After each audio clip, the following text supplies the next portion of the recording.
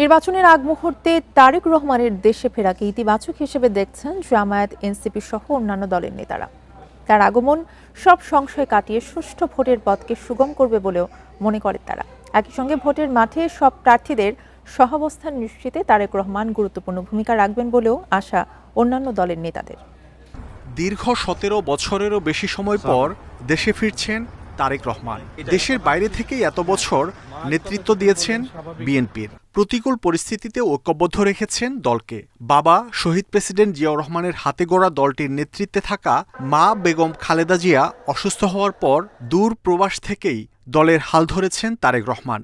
এবার দেশে বসেই নেতৃত্ব দেবেন বিএনপিকে। রেইনবো অলরাউন্ডার এক্সটেরিয়র পেইন্ট বাড়ির বাহিরের দেয়ালের সুরক্ষা নিয়ে থাকুন নিশ্চিন্ত। সাথে পাচ্ছেন 10 বছরের ওয়ারেন্টি। 25 তারিখে ইনশাআল্লাহ আপনাদের দয়া আল্লাহর রহমতে আমি দেশে ফিরে যাব। বিএনপির বাইরেও অন্য দলের নেতারা তারেক রহমানের দেশে ফেরাকে রাজনীতির জন্য ইতিবাচক বলছেন।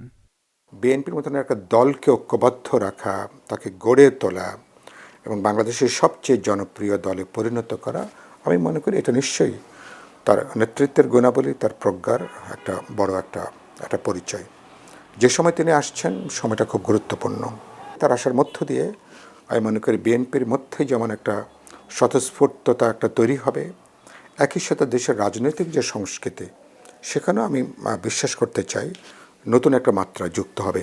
উনি এতদিন যে আইডিয়াগুলো বলেছেন, উনি একটা নতুন ধারণা নিয়ে রাষ্ট্রটাকে বদল করার একটা ইচ্ছে ওনার মধ্যে আছে, সেটাকেও যদি উনি পার্টিতে এবং দলে বাস্তবায়ন করতে পারেন তাহলে অবশ্যই সেটা শুধু দলের গণ্ডির মধ্যে সীমাবদ্ধ থাকবে না, সেটা রাষ্ট্রের জনগণের মধ্যে এটা সঞ্চারিত হবে।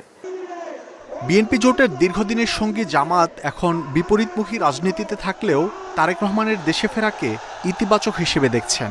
আর জুলাই বিপ্লবের মধ্য দিয়ে সৃষ্টি হওয়া নতুন দল এনসিপিও তার দেশে ফেরাকে দেখছেন বিএনপি নেতাকর্মীদের আশার প্রতিফলন হিসেবে। বাংলাদেশের মানুষেরা তাদের নেতাকে বাংলাদেশে দেখতে চায়, তাদের দলীয় নেতাকর্মীরাও বাংলাদেশে তাকে দেখতে চান। দেশে এসেই তারেক রহমান বিএনপির হাল ধরবেন, সেটাই বাংলাদেশের মানুষ এবং অন্য রাজনৈতিক দলগুলো আমরা ইতিবাচকভাবে প্রত্যাশা করি। একজন নাগরিক দেশে ফিরবেন, এটা তো নতুন ঘটনা না, এটা নিত্য নৈমিত্তিক ঘটনা।